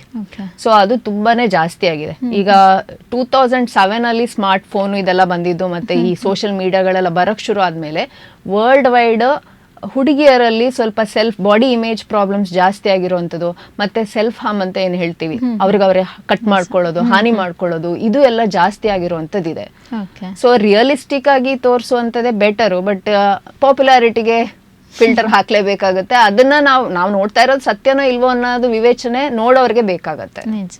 ಈಗ ತಜ್ಞರನ್ನ ಯಾವಾಗ ನೋಡ್ಬೇಕಾಗತ್ತೆ ಅಂತೆ? ತಜ್ಞರನ್ನ ಯಾವಾಗ ಅಂದ್ರೆ, ಈಗ ಕೆಲವು ಮೆಥಡ್ಸ್ ಏನ್ ಹೇಳಿದ್ವಿ, ನೀವ್ ಸೆಲ್ಫ್ ಹೆಲ್ಪ್ ಟೆಕ್ನಿಕ್ಸ್ ಅದೆಲ್ಲ ಉಪಯೋಗಿಸಿರ್ತೀರಾ, ಆದ್ರೂ ನಿಮ್ಗೆ ಅದು ಕಂಟ್ರೋಲ್ ಸಿಗ್ತಾ ಇಲ್ಲ, ಕಂಟ್ರೋಲ್ ಮೀರಿ ಹೋಗ್ತಾ ಇದೆ, ತುಂಬಾನೇ ನೆಗೆಟಿವ್ ಕಾನ್ಸಿಕ್ವೆನ್ಸಸ್ ಆಗ್ತಾ ಇದೆ, ಮಕ್ಕಳಲ್ಲಿ ತುಂಬಾ ಬಿಹೇವಿಯರ್ ಪ್ರಾಬ್ಲಮ್ಸ್ ಆಗ್ತಾ ಇದೆ, ರಚ್ಚೆ ಹಿಡಿಯೋದು, ಮಾರ್ಕ್ಸ್ ಕಮ್ಮಿ ಆಗ್ತಾ ಇದೆ, ಮತ್ತೆ ಇಲ್ಲದಿದ್ರೆ ನಿಮ್ಗೆ ಒಂದ್ ರೀತಿ ಖಿನ್ನತೆ, ಒಂಟಿತನ ಫೀಲ್ ಆಗ್ತಾ ಇದೆ, ಏನಿದು ಜೀವನ, ಈ ತರ ಎಲ್ಲ ಭಾವನೆ ಬರ್ತಾ ಇದೆ ಅಂದ್ರೆ, ಅಥವಾ ತುಂಬಾನೇ ಹಣ ಎಲ್ಲ ಖರ್ಚಾಗೋಗಿದೆ, ನೆಗೆಟಿವ್ ಕಾನ್ಸಿಕ್ವೆನ್ಸಸ್ ಆಗಿದೆ ಅಂದ್ರೆ ಅವಾಗ ತಜ್ಞರನ್ನ ಭೇಟಿ ಮಾಡಬೇಕಾಗ್ತದೆ. ಓಕೆ, ಇನ್ನು ಇದಕ್ಕೆ ಟ್ರೀಟ್ಮೆಂಟ್ ಪ್ರೋಸೆಸ್ ಆ ಥರ ಏನಾದರೂ ಇದೆಯಾ ಹೇಗೆ? ಟ್ರೀಟ್ಮೆಂಟ್ ಪ್ರೋಸೆಸ್ ಸ್ಪೆಸಿಫಿಕ್ ಆಗಿ ಯಾವುದೇ ಒಂದು ಮಾತ್ರೆ ಅಂತ ಇಲ್ಲ. ಮೊದಲನೇದಾಗಿ ಯಾವುದೇ ಒಬ್ಬ ವ್ಯಕ್ತಿ ಬಿಹೇವಿಯರ್ ಅಡಿಕ್ಷನ್ ಇದೆ ಅಂತ ತಾವೇ ಬರೋದಿಲ್ಲ. ಹೆಚ್ಚಾಗಿ ತೀರಾ ಸಿವಿಯರ್ ಇರೋರಿಗೆ ಮನೆಯವರೇ ಕರ್ಕೊಂಡು ಬರ್ತಾರೆ, ಯಾಕಂದ್ರೆ ಅವ್ರಿಗೆ ಅದು ಪ್ರಾಬ್ಲಮ್ ಆಗಿದೆ ಅನ್ನೋದು ಅರಿವು ಕ್ರಾಸ್ ಆಗೋಗಿರತ್ತೆ. ಕೆಲವರು ಅವರೇ ಬರ್ತಾರೆ, ಗೊತ್ತಾಗ್ತಿರುತ್ತೆ ಅಂದಾಜಾಗಿ. ಫಸ್ಟ್ ಬಂದಾಗ ಏನ್ ಮಾಡ್ತೀವಿ, ಒಂದು ಎವ್ಯಾಲ್ಯೂಯೇಷನ್ ಅಂತ ಮಾಡ್ತೀವಿ. ಎವ್ಯಾಲ್ಯೂಯೇಷನ್ ಮಾಡುವಾಗ ಇದು ಬರೀ ಬಿಹೇವಿಯರ್ ಅಡಿಕ್ಷನ್ ಅಥವಾ ಬೇರೆ ಯಾವ್ದಾದ್ರು ಮಾನಸಿಕ ತೊಂದರೆ ಜೊತೆ ಇದು ಬರ್ತಾ ಇದೆ ಅಂತ. ಎಷ್ಟೋ ಜನಕ್ಕೆ ಏನಾಗುತ್ತೆ, ಖಿನ್ನತೆ ನಡೀತಾ ಇರುತ್ತೆ, ಆತಂಕ, ಗಾಬರಿ ನಡೀತಾ ಇರುತ್ತೆ, ಸೋಷಿಯಲ್ ಆಂಗ್ಸೈಟಿ ಇರುತ್ತೆ, ಹೊರಗಡೆ ಮಾತಾಡಕ್ ಗೊತ್ತಾಗಲ್ಲ, ಬರೀ ಸೋಷಿಯಲ್ ಮೀಡಿಯಾದಲ್ಲಿರುವಂಥದ್ದು. ಬೇರೆ ಕೆಲವರಿಗೆ ಬೈಪೋಲಾರ್ ಕಾಯಿಲೆ ಇರ್ಬೋದು, ಆ ಕಾಯಿಲೆಯಿಂದಾಗಿ ಈ ಲಕ್ಷಣ ಕಂಡು ಬರ್ತಾ ಇದೆ ಅಂತ ನೋಡಿ ಆ ಕಾಯಿಲೆಗಳಿಗೆ ಟ್ರೀಟ್ಮೆಂಟ್ ಕೊಡ್ಬೇಕಾಗತ್ತೆ. ಅದೇನು ಇಲ್ಲ, ಬರೀ ಬಿಹೇವಿಯರ್ ಅಡಿಕ್ಷನ್ ಮಾತ್ರ ಇದೆ ಅನ್ನೋದೇ ಎವ್ಯಾಲ್ಯೂಯೇಷನ್. ಫಸ್ಟ್ ಅಸೆಸ್ ಮಾಡ್ತೀವಿ, ಈ ವ್ಯಕ್ತಿಗೆ ಈ ಬಿಹೇವಿಯರ್ನ ಕಂಟ್ರೋಲ್ ಮಾಡ್ಕೊಳ್ಳೋಕೆ ಎಷ್ಟು ಮೋಟಿವೇಶನ್ ಇದೆ ಅಂತ. ಮೋಟಿವೇಶನ್ ಯಾವಾಗಲೂ ಫುಲ್ ಇರಲ್ಲ. ನಾನು ಮಾಡ್ತಿರೋ ಎಲ್ಲರೂ ಫೋನ್ ಉಪಯೋಗಿಸೋ ಅಷ್ಟೇ ನಾನು ಉಪಯೋಗಿಸ್ತಾ ಇದ್ದೀನಿ, ನಾನೇನು ಜಾಸ್ತಿ ಉಪಯೋಗಿಸ್ತಾ ಇಲ್ಲ, ನನ್ನ ಫ್ರೆಂಡ್ಸ್ ಎಲ್ಲ ಅಷ್ಟೇ ಆಡ್ತಾರೆ, ಆ ರೀತಿ ಭಾವನೆ ಇರುತ್ತೆ. ಅವಾಗ ಅವ್ರಿಗೆ ಮೋಟಿವೇಶನ್ ಎನ್ಹಾನ್ಸ್ಮೆಂಟ್ ಥೆರಪಿ ಅಂತ ಹೇಳ್ತೀವಿ. ಅಂದರೆ ಸ್ಟೆಪ್ ಬೈ ಸ್ಟೆಪ್ಪು ಅವರಿಗೆ ನಾವೇನು ನಿಲ್ಸು ಅಥವಾ ಕಮ್ಮಿ ಮಾಡು ಅಂತ ಹೇಳೋದಕ್ಕಿಂತ ಈ ದಾರಿಲಿ ಹೋದ್ರೆ ಏನಾಗ್ತಾ ಇದೆ, ಈ ದಾರಿಲಿ ಹೋದ್ರೆ ಏನಾಗ್ತಾ ಇದೆ ಅಂತ ಒಂದು ಸಣ್ಣ ಕನ್ನಡಿ ಹಿಡಿದಾಗೆ ಆ ಸೆಷನ್ ಅಲ್ಲಿ ಡಿಸ್ಕಷನ್ ನಡೀತದೆ. ಮೋಟಿವೇಶನ್ ಎನ್ಹಾನ್ಸ್ಮೆಂಟ್ ಆದ್ಮೇಲೆ ನೆಕ್ಸ್ಟ್ ಅವರಿಗೆ ಕ್ರೇವಿಂಗ್ ಮ್ಯಾನೇಜ್ಮೆಂಟ್ ಅಂತ ಹೇಳ್ತೀವಿ. ಆಸೆ ತುಡಿತ ಬರ್ತದಲ್ಲ, ಆ ಟೈಮಲ್ಲಿ ಏನ್ ಮಾಡ್ಬೇಕು ಅಂತ ಒಂದು ಕೆಲವು ಗೈಡೆನ್ಸ್ ಕೊಡ್ಬೇಕಾಗತ್ತೆ. ಸ್ಟಾರ್ಟಿಂಗ್ 1 ವಾರ 2 ವಾರದಲ್ಲಿ ತುಂಬಾನೇ ಕಷ್ಟ ಆಗುತ್ತೆ, ಈಸಿ ಅಲ್ಲ. ಎಷ್ಟೋ ಜನ ನೋಡ್ತೀವಿ, ನಾನು ಇನ್ಸ್ಟಾಗ್ರಾಮ್ ಡಿಲೀಟ್ ಮಾಡಿದೆ, ಅಕೌಂಟ್ ಸ್ಟಾಪ್ ಮಾಡಿಬಿಟ್ಟೆ ಅಂತ ಮತ್ತೆ ಒಂದು ವಾರದೊಳಗೆ ಮತ್ತೆ ಅನ್ಇನ್ಸ್ಟಾಲ್ ಮಾಡಿ ಇನ್ಸ್ಟಾಲ್ ಮಾಡುವಂಥದ್ದು, ಇಂಥದ್ದೆಲ್ಲ ಇರ್ತದೆ. ಸೊ ಕಂಪ್ಲೀಟ್ ಆಗಿ ಎಲ್ಲಾನು ನಾವು ಕ್ಲೋಸ್ ಮಾಡಿ ಅಂತ ಹೇಳಕ್ಕಾಗಲ್ಲ, ಯಾಕಂದ್ರೆ ಇದು ಬೇಕೇ ಬೇಕು, ಫೋನ್ ಬೇಕು, ಸೋಷಿಯಲ್ ಮೀಡಿಯಾ ಬೇಕೇ ಬೇಕಾಗತ್ತೆ. ಹೆಲ್ತಿಯಾಗಿ ಹೇಗೆ ಯೂಸ್ ಮಾಡಬೇಕು ಅಂತ ಅವರಿಗೆ ಸ್ಟೆಪ್ ಬೈ ಸ್ಟೆಪ್ ಗೈಡೆನ್ಸ್ ಕೊಡಬೇಕಾಗತ್ತೆ. ಮತ್ತೆ ಅಲ್ಲದೆ ಬಿಹೇವಿಯರ್ ಅಡಿಕ್ಷನ್ ಮಾಡ್ತಾ ಅವರ ಆಲೋಚನೆ ಶಕ್ತಿಯಲ್ಲಿ ಅಥವಾ ಥಿಂಕಿಂಗ್ ಸ್ಟೈಲಲ್ಲಿ ತುಂಬಾನೇ ನೆಗೆಟಿವ್ ಕಾಂಪೊನೆಂಟ್ಸ್ ಬಂದಿರುತ್ತೆ. ಅದನ್ನ ಅಡ್ರೆಸ್ ಮಾಡಕ್ಕೆ ಕೆಲವು ಸತಿ ಕಾಗ್ನಿಟಿವ್ ಬಿಹೇವಿಯರ್ ಥೆರಪಿ ಅಂತ ಹೇಳ್ತೀವಿ, ಅದನ್ನು ಕೊಡಬೇಕಾಗತ್ತೆ. ತುಂಬಾನೇ ತೀರಾ ಜಾಸ್ತಿ ಆಗಿದೆ, ಫೋನ್ ಬಿಟ್ಟು ಇರಕ್ಕೆ ಆಗ್ತಿಲ್ಲ ಅನ್ನೋ ಮಟ್ಟದಲ್ಲಿ ಕೆಲವು ಸತಿ ಇನ್ಪೇಷಂಟ್ ಟ್ರೀಟ್ಮೆಂಟು ಬೇಕಾಗಬಹುದು. ಓಕೆ, ಇವಾಗ ಇದು ತೀರಾ ಅಡಿಕ್ಷನ್ ಅಂದ್ರೆ ಒಂದು ಮನಸ್ಸಿಗೆ ಸಂಬಂಧಪಟ್ಟ, ಭಾವನೆಗೆ ಸಂಬಂಧಪಟ್ಟದ್ದು ಇರುತ್ತೆ. ಇದು ನಿಜವಾಗಿ ಟ್ರೀಟ್ಮೆಂಟ್ ಸಕ್ಸಸ್ ಆಗತ್ತಾ ಹೇಗೆ ಅಂತ?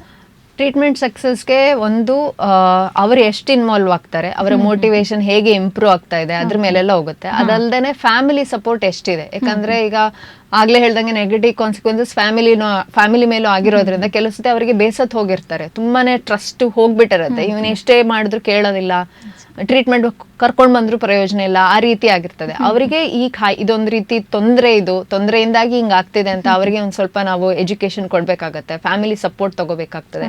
ಮತ್ತೆ ಆ ಕೌನ್ಸಿಲಿಂಗ್ ಸೆಷನ್ ಅಲ್ಲಿ ಏನ್ ಹೇಳ್ಕೊಟ್ಟಿರ್ತಾರೆ ಅದನ್ನ ಹೋಗಿ ಅಪ್ಲೈ ಮಾಡ್ಬೇಕಾಗತ್ತೆ. ನೀವೇನಾದ್ರೂ ಹೇಳ್ಕೊಳ್ಳಿ ಮನೆಗೆ ಹೋಗಿ ನಾನು ಅದನ್ನೇ ಮಾಡ್ತೀನಿ ಅಂದ್ರೆ ಸಕ್ಸಸ್ ಆಗಲ್ಲ. ಮತ್ತೆ ಆಗ್ಲೇ ಹೇಳ್ದಂಗೆ ಈ ಮದ್ಯ ವ್ಯಸನ ಆಗ್ಲಿ, ಯಾವುದೇ ವ್ಯಸನ ಆಗ್ಲಿ, ಬಿಹೇವಿಯರ್ ಅಡಿಕ್ಷನ್ ಆಗ್ಲಿ, ಅವ್ರ ಇಡೀ ಜೀವನ ಶೈಲಿನೇ ಬದಲಾವಣೆ ಆಗೋಗಿರುತ್ತೆ. ಅದ್ರ ಸುತ್ತಾ ಇರೋದ್ರಿಂದ ಲೈಫ್ ಸ್ಟೈಲ್, ಇಡೀ ಜೀವನ ಶೈಲಿ, ದಿನಚರಿನ ಬದಲಾವಣೆ ಮಾಡ್ಕೊಳ್ಳೋಕೆ ತುಂಬಾ ಪ್ರಯತ್ನ ಮತ್ತೆ ಎಫರ್ಟ್ ಹಾಕ್ಬೇಕಾಗತ್ತೆ ವ್ಯಕ್ತಿ. ಅದೆಲ್ಲ ಹಾಕ್ತಿದ್ದಾರೆ, ಎಲ್ಲಾನು ಸಪೋರ್ಟ್ ತಕೊಂಡು ಮುಂದಕ್ಕೆ ಹೋಗಕ್ಕೆ ಪ್ರಯತ್ನ ಮಾಡ್ತಿದ್ದಾರೆ ಅಂದ್ರೆ ಆಲ್ಮೋಸ್ಟ್ ಒಂದು 50 to 70% ಜನ ಆರಾಮಾಗಿ ಇದರಿಂದ ಈಚೆ ಬರ್ಬೋದು. ಓಕೆ, ಈಗ ಅಕಸ್ಮಾತ್ ಟ್ರೀಟ್ಮೆಂಟ್ ಸಕ್ಸಸ್ ಆಯ್ತು ಅಂದ್ರು ಮತ್ತೆ ಅದರ ದಾಸರಾಗುವಂತ ಚಾನ್ಸಸ್ ಇದೆಯಾ ಹೇಗೆ? ಇದ್ದೇ ಇರುತ್ತೆ. ಯಾವುದೇ ನೀವು ಆಲ್ಕೋಹಾಲ್ ಯೂಸ್ ಮಾಡೋರ್ನ ನೋಡಿರ್ಬೋದು, ಒಂದ್ಸತಿಗೆ ಬಿಟ್ಟವ್ರು ಇರ್ತಾರೆ, ಬಟ್ ಎಷ್ಟೊಂದು ಜನ ಒಂದ್ ಪ್ರಯತ್ನ ಅಲ್ಲ ಎರಡನೇ ಪ್ರಯತ್ನ ಮಾಡಿ ಆಮೇಲೆ ಬಿಟ್ಟವರು ಇರ್ತಾರೆ. ಹಾಗೆ ಈ ಬಿಹೇವಿಯರ್ ಅಡಿಕ್ಷನ್ ಅಲ್ಲೂ ಮತ್ತೆ ಅದರೊಳಗೆ ವ್ಯಸನ ಆಗೋ ರಿಸ್ಕ್ ಇರುತ್ತೆ. ನಾವೇನ್ ಟ್ರೀಟ್ಮೆಂಟ್ ಅಂತ ಹೇಳಿದ್ವಲ್ಲ, ಅದರಲ್ಲಿ ಟ್ರಿಗರ್ಸ್ ಅಂತ ನಾವು ಅಸೆಸ್ ಮಾಡ್ತೀವಿ. ನೀವು ಏನೇನ್ ಮಾಡಿದಾಗ ನಿಮಗೆ ಮತ್ತೆ ಅದ್ರೊಳಗೆ ಹೋಗೋ ಟ್ರಿಗರ್ಸ್ ಇದೆ ಅದನ್ನ ಐಡೆಂಟಿಫೈ ಮತ್ತೆ ಮುಂಜಾಗ್ರತೆಯಾಗಿ ಈ ತರ ಸಿಚುವೇಶನ್ ಬಂದ್ರೆ ನಾನು ಹೇಗೆ ಹ್ಯಾಂಡಲ್ ಮಾಡ್ಬೇಕು ಅನ್ನೋದನ್ನು ನಾವು ಗೈಡೆನ್ಸ್ ಕೊಟ್ಟಿರ್ತೀವಿ. ಅದಾಗಿನೂ ಕೆಲವು ಸತಿ ಅದ್ರೊಳಗೆ ಮತ್ತೆ ಹೋಗೋ ರಿಸ್ಕ್ ಇದ್ದೇ ಇರುತ್ತೆ. ಅವಾಗ ಅದನ್ನ ನಾನು ಫೇಲ್ಯೂರ್ ಅಂತ ಅನ್ಕೊಳ್ಳೋದ್ಕಿಂತ ಒಂದು ಲರ್ನಿಂಗ್ ಎಕ್ಸ್ಪೀರಿಯನ್ಸ್ ಅಂತ ಅನ್ಕೊಂಡು, ಈ ಸತಿ ನಾನು ಮತ್ತೆ ಸ್ಲಿಪ್ ಆಗಕ್ಕೆ ಏನ್ ಕಾರಣ ಆಯ್ತು, ಅದನ್ನ ನಾನು ಹೇಗೆ ಹ್ಯಾಂಡಲ್ ಮಾಡ್ಬೋದು, ಅದನ್ನ ನೋಡ್ಕೊಳ್ತಾ ಹೋದ್ರೆ ಇಂಪ್ರೂವ್ಮೆಂಟ್ ಬರುತ್ತೆ. ಓಕೆ, ನಾವು ಇಷ್ಟೊತ್ತು ಅದರ ನೆಗೆಟಿವ್ ಬಗ್ಗೆನೇ ಮಾತಾಡಿದ್ವಿ, ಅದರ ಪ್ಲಸ್ ಪಾಯಿಂಟ್ ಏನಾದರೂ ಇದೆಯಾ ಹೇಗೆ ಅಂತ? ಈ ಹೇಳಿದ ಬಿಹೇವಿಯರ್ಗಳಲ್ಲಿ ಇಂಟರ್ನೆಟ್ ಇರ್ಬೋದು, ಸೋಷಿಯಲ್ ಮೀಡಿಯಾ ಇರ್ಬೋದು, ಅಥವಾ ಸ್ಮಾರ್ಟ್ ಫೋನ್ ಇರ್ಬೋದು, ಗೇಮಿಂಗ್, ಇದರಲ್ಲೆಲ್ಲ ಹಲವಾರು ಪಾಸಿಟಿವ್ ಪಾಯಿಂಟ್ಸ್ ಇರುತ್ತೆ. ಅದು ನಾವು ಹೇಗೆ ಉಪಯೋಗಿಸ್ತೀವಿ ಹಾಗೆ. ಈಗ ಕತ್ತಿ ಇರೋದನ್ನ ಕೊಲೆ ಮಾಡೋಕ್ಕೂ ಉಪಯೋಗಿಸ್ಬೋದು, ಸರ್ಜರಿ ಮಾಡೋಕ್ಕೂ ಉಪಯೋಗಿಸ್ಬೋದು, ಹಾಗೇನೆ. ಸೊ ಪಾಸಿಟಿವ್ ಪಾಯಿಂಟ್ಸ್ ಮಾನಸಿಕವಾಗಿ ಏನ್ ಹೇಳ್ತೀವಿ ಅಂದ್ರೆ, ಕೆಲವು ಗೇಮಿಂಗ್ ಅಲ್ಲಿ ಸ್ಟ್ರಾಟಜಿಕ್ ಗೇಮ್ಸ್ ಅಂತ ಏನ್ ಹೇಳ್ತೀವಿ, ಚೆಸ್ ಆಡೋದು, ಇಲ್ಲ ಒಂದು sudoku, number game, word games, ಇದೆಲ್ಲ ಕಾಗ್ನಿಟಿವ್ ಕೆಪಾಸಿಟಿ ಅಂತ ಹೇಳ್ತೀವಿ. ಪ್ರಾಬ್ಲಮ್ ಸಾಲ್ವಿಂಗ್ ಸ್ಕಿಲ್ಸ್ ಇರ್ಬೋದು, ಹೊಸ ರೀತಿಯಲ್ಲಿ ಚಿಂತನೆ ಮಾಡೋ ಶಕ್ತಿಗಳು ಅದು ಬೆಳೆಯುತ್ತೆ. ಇನ್ನೊಂದು ಸೋಷಿಯಲ್ ಮೀಡಿಯಾದಲ್ಲಿ ಹೊಸ ವಿಚಾರಗಳು ಬರ್ಬೋದು, ಕ್ರಿಯೇಟಿವಿಟಿ ಬರ್ಬೋದು, ಮತ್ತೆ ಕಮ್ಯುನಿಕೇಶನ್, ಸೋಷಿಯಲ್ ಮೀಡಿಯಾದಲ್ಲಿ ದೂರದಲ್ಲಿರೋರ ಜೊತೆ ಸಂಬಂಧ ಮೇಂಟೈನ್ ಮಾಡೋಕ್ಕೂ ಆಗ್ತದೆ, ಅದೊಂದು ಪ್ಲಸ್ ಪಾಯಿಂಟ್ ಇರುತ್ತೆ. ಅದಲ್ಲದೆ ಎಷ್ಟೋ ಜನ ಆರ್ಟಿಸ್ಟ್ಗಳಿಗೆ ಇದೊಂದು ಪ್ಲಾಟ್ಫಾರ್ಮ್ ಆಗುತ್ತೆ, ಅವರ ಏನು ಕಲೆ ಇರುತ್ತೆ ಅದನ್ನ ಅವರು ಬೇರೆಯವ್ರಿಗೆ ಶೇರ್ ಮಾಡ್ಲಿಕ್ಕೆ ಒಂದು ಪ್ಲಾಟ್ಫಾರ್ಮ್ ಆಗುತ್ತೆ. ಮತ್ತೆ ಅದಲ್ಲದೆ ಇನ್ನೇನಂದ್ರೆ ಪ್ಲಸ್ ಪಾಯಿಂಟ್ಸ್, ಶಾರ್ಟ್ ಪೀರಿಯಡ್ ಆಗಿ ಇದನ್ನೊಂದು ಸ್ಟ್ರೆಸ್ ರಿಲೀಫ್ ಆಗಿನೂ ಉಪಯೋಗಿಸ್ಬೋದು. 15 ನಿಮಿಷ 30 ನಿಮಿಷ ಲಿಮಿಟೆಡ್ ಟೈಮಲ್ಲಿ, ಅದಕ್ಕಿಂತ ಜಾಸ್ತಿ ಆದ್ರೆ ಅದು ಅಡಿಕ್ಷನ್ ಆಗೋ ರಿಸ್ಕ್ ಇರುತ್ತೆ. ಅದಲ್ಲದೆ ಇನ್ನು ಬೇರೆ ಬೇರೆ ಏರಿಯಾದಲ್ಲಿ ಹಲವಾರು ಪ್ಲಸ್ ಪಾಯಿಂಟ್ಸ್ ಇರುತ್ತೆ, ಅದು ನಮ್ಮ ಕೈಲಿರುತ್ತೆ ಹೇಗೆ ಉಪಯೋಗಿಸ್ಬೇಕು ಉಪಯೋಗಿಸಬಾರ್ದು ಅನ್ನೋದು. ಇನ್ನು ಇತ್ತೀಚೆಗೆ ಕೆಲವೊಂದು ವಿಡಿಯೋಗಳು ವೈರಲ್ ಆಗ್ತಾ ಇತ್ತು, ಮಕ್ಕಳ ಕೈಯಲ್ಲಿ ಮೊಬೈಲ್ ಕೊಡದೇ ಇದ್ರೆ ಅವರ ಕೈ ಕಾಲುಗಳೆಲ್ಲ ನಡ್ಕ ಬರುತ್ತೆ ಅಂತ, ಕೈಗಳು, ಇದು ನಿಜವಾ ಹೇಗೆ ಅಂತ? ಈಗ ನಾನು ಆಗ್ಲೇ ಹೇಳ್ದಂಗೆ ಮಾದಕ ವಸ್ತುಲಿ ಸ್ಪೆಸಿಫಿಕ್ ವಿಡ್ರಾಲ್ ಅಂತ ಇರುತ್ತೆ. ಆಲ್ಕೋಹಾಲ್ ಬಿಟ್ಟಾಗ ಕೆಲವು ವಿಡ್ರಾಲ್ ಇರುತ್ತೆ, ತಂಬಾಕ್ ಬಿಟ್ಟಾಗ ಕೆಲವು ವಿಡ್ರಾಲ್ ಇರುತ್ತೆ. ಅದೇ ಮೊಬೈಲ್ ಅಥವಾ ಬಿಹೇವಿಯರಲ್ ಅಡಿಕ್ಷನ್ ಪರ್ಟಿಕ್ಯುಲರ್ ವಿಡ್ರಾಲ್ ಅಂತ ಇರಲ್ಲ. ಈಗ ನೀವೇನ್ ಹೇಳಿದ್ರ ಲಕ್ಷಣ ನಡ್ಕ ಬರುವಂತದ್ದು ಅಂತ, ಅದು ಜನರಲ್ ಆಗಿ ಅವರಿಗೆ ಒಂದು ಬಾಡಿ ಸಿಸ್ಟಮ್ ಆಕ್ಟಿವೇಶನ್ ಆಗಿರುತ್ತೆ, ಒಂಥರ ಅಲರ್ಟ್ ಸ್ಟೇಟ್ ಅಲ್ಲಿ ಇರ್ತಾರೆ, ಅದು ಬೇಕೇ ಬೇಕು ಅನ್ನೋಂತ ಪರಿಸ್ಥಿತಿಯಲ್ಲಿ ಇರ್ತಾರಲ್ಲ, ಅವಾಗ ಆಕ್ಟಿವೇಟ್ ಆದಾಗ ಕೆಲವು ಸತಿ ಕೈ ನಡ್ಕ ಬರೋದು, ಜೋರ್ ಹಠ ಮಾಡೋದು, ರಚ್ಚೆ ಹಿಡಿಯೋದು. ನಾವು ಅದು ತುಂಬಾನೇ ಬೇಜಾರಾಗುವಂತ ಸಂಗತಿ ಅಂದ್ರೆ 14-15 ವರ್ಷದ ಮಕ್ಕಳು ನನ್ಗೆ ಇಂಟರ್ನೆಟ್ ರೀಚಾರ್ಜ್ ಮಾಡಿಲ್ಲ ಅಂದ್ರೆ ಮಾಡಿಯಿಂದ ಬೀಳ್ತೀನಿ ಅನ್ನೋದನ್ನು ನಾವು ನೋಡಿದೀವಿ. ಅದಲ್ದೇನೆ ಕೊಟ್ಟಿಲ್ಲ ಅಂದ್ರೆ ಅಪ್ಪ ಅಮ್ಮನಿಗೆ ಹೊಡಿಯೋದು, ಈ ರೀತಿ ಪರಿಸ್ಥಿತಿ ಬಂದಿದೆ. ಪರ್ಟಿಕ್ಯುಲರ್ ವಿಡ್ರಾಲ್ ಅಂತಿಲ್ಲ, ಬಟ್ ಬೇರೆ ಬೇರೆ ರೀತಿ ಮ್ಯಾನಿಫೆಸ್ಟ್ ಆಗ್ಬೋದು ಮಕ್ಕಳಲ್ಲಿ. ಕೊಟ್ಟಿಲ್ಲ ಅಂದ್ರೆ ಹಠ ಹಿಡಿಯೋದು ಹಾಗೆಲ್ಲ ನೋಡ್ತೀವಿ. ಓಕೆ, ಇನ್ನು ವೀಕ್ಷಕರಿಗೆ ಸಂದೇಶ ನೀಡೋದಾದ್ರೆ? ಇಷ್ಟೊತ್ತು ನಾವು ಬಿಹೇವಿಯರ್ ಅಡಿಕ್ಷನ್ ಅಂದ್ರೇನು, ಅದು ಆರೋಗ್ಯಕರ ಅಂದ್ರೇನು, ಅನಾರೋಗ್ಯಕರ ಅಂದ್ರೇನು, ಏನೇನ್ ಸಿಂಪಲ್ ಟಿಪ್ಸ್ ನೀವು ಫಾಲೋ ಮಾಡ್ಬೋದು ಅದನ್ನೆಲ್ಲ ನೀವು ಕೇಳಿದ್ದೀರಾ. ಸೊ ಈಗ ನಿಮಗೆ ಕಡೆದಾಗಿ ನಾನೊಂದು 3 ಮಿನಿಟ್ ಚಾಲೆಂಜ್ ಅಂತ ಕೊಡ್ತೀನಿ. ಈ ಚಾಲೆಂಜ್ನ ನೀವು ನೆಕ್ಸ್ಟ್ ಒಂದು ವೀಕ್ ಫಾಲೋ ಮಾಡಿ. ಈ 3 ಮಿನಿಟ್ ಚಾಲೆಂಜಲ್ಲಿ 2 ಕ್ವಶನ್ ನೀವು ಕೇಳ್ಕೋಬೇಕು. ನೆಕ್ಸ್ಟ್ ಟೈಮ್ ನಿಮಗೆ ಪ್ರತಿ ಸತಿ ಅವಾಗ ಫೋನ್ ತೆಗೆದು ಅನ್ಲಾಕ್ ಮಾಡ್ಬೇಕಂತ ಅನ್ಸುತ್ತಲ್ಲ, ಅವಾಗ ಫಸ್ಟ್ ಪ್ರಶ್ನೆ, ಈಗ ನಾನು ಯಾಕೆ ಫೋನ್ ಅನ್ಲಾಕ್ ಮಾಡ್ತಾ ಇದ್ದೀನಿ, ನಿಮ್ಗೆ ನೀವೇ ಉತ್ತರ ಸಿಗ್ತದೆ. ಸೊ ಉತ್ತರ ಸಿಕ್ಕಾಗ ಇದನ್ನೊಂದು 3 ನಿಮಿಷ ವೆಯ್ಟ್ ಮಾಡ್ಬೋದಾ, ಹಾಗಿದ್ರೆ ನೀವು ಫೋನ್ ಪಕ್ಕಕ್ಕಿಟ್ಟು ಒಂದು ಸ್ವಲ್ಪ ಸ್ಟ್ರೆಚ್ ಮಾಡಿ, ಓಡಾಡಿ, ನೀರು ಕುಡೀರಿ, ಬೇರೆ ಏನಾದರೂ ಚಟುವಟಿಕೆಯಲ್ಲಿ ಇನ್ವಾಲ್ವ್ ಆಗಿ. ಸೊ ಅದರಿಂದ ನಿಮಗೆ ಗೊತ್ತಾಗುತ್ತೆ, ಈ ಆಲ್ಮೋಸ್ಟ್ ಆವಾಗಲೇ ಹೇಳಿದ್ನಲ್ಲ 50% ಟೈಮ್ ನಾವು ಕಾರಣ ಇಲ್ಲದೆ ಅನ್ಲಾಕ್ ಮಾಡಿರ್ತೀವಿ. ಸೊ ಅದು ನಿಮಗೆ ಕಂಟ್ರೋಲ್ ಬರೋಕ್ಕೆ ಶುರು ಆಗುತ್ತೆ. ಅದಲ್ಲದೆ ಆ ಟೈಮಲ್ಲಿ ಏನಾಗುತ್ತೆ, ಬೋರ್ ಅಂತ ಅನಿಸ್ಬೋದು, ಬಟ್ ಮೆದುಳು ಬೋರ್ ಆದ್ರೂ ಏನು ತೊಂದರೆ ಇಲ್ಲ. ಬೋರ್ ಆದ್ರೇ ಅವಾಗಲೇ ಸ್ವಲ್ಪ ಸೃಜನಶೀಲತೆ, ಹೊಸ ಹೊಸ ಐಡಿಯಾಸ್ ಅದೆಲ್ಲ ಬರೋದು. ಯಾವಾಗಲೂ ಆಕ್ಟಿವ್ ಆಗಿರ್ಬೇಕಂತಿಲ್ಲ. ಮತ್ತಿನ್ನೊಂದು ಹೇಳಿದ್ನಲ್ಲಾಗಲೇ ಬ್ರೇಕ್ ಸಿಸ್ಟಮ್ ಅಂತ, ಅದು ಸ್ವಲ್ಪ ಡೆವಲಪ್ ಆಗುತ್ತೆ. ಈ 3 ನಿಮಿಷ ನಾನು ತಡಿಬೋದು ಅಂದರೆ 10 ನಿಮಿಷನೂ ತಡಿಬೋದು, ಅರ್ಧ ಗಂಟೆನೂ ತಡಿಬೋದು ಅನ್ನೋ ಒಂದು ಧೈರ್ಯ ಬರ್ತಾ ಹೋಗುತ್ತೆ. ಓಕೆ, ಇಷ್ಟೊತ್ತು ಸಾಕಷ್ಟು ಮಾಹಿತಿಯನ್ನು ನೀಡಿದ್ರಿ, ಧನ್ಯವಾದಗಳು ಡಾಕ್ಟರ್. Thank you. ವೀಕ್ಷಕರೇ, ನಮ್ಮ ಮನಸ್ಸು ನಮ್ಮ ಹಿಡಿತದಲ್ಲಿ ಇರಲಿ ಅಂತ ಹೇಳ್ತಾ ಇದಾಗಿತ್ತು ಈ ವಾರದ ಆರೋಗ್ಯ ದೀಪ. ಮತ್ತಷ್ಟು ಸುದ್ದಿ ಹಾಗೂ ಮನೋರಂಜನೆಗಾಗಿ ನೋಡ್ತಾ ಇರಿ ದ ಅಜ್ವಾಲ್ 24/7.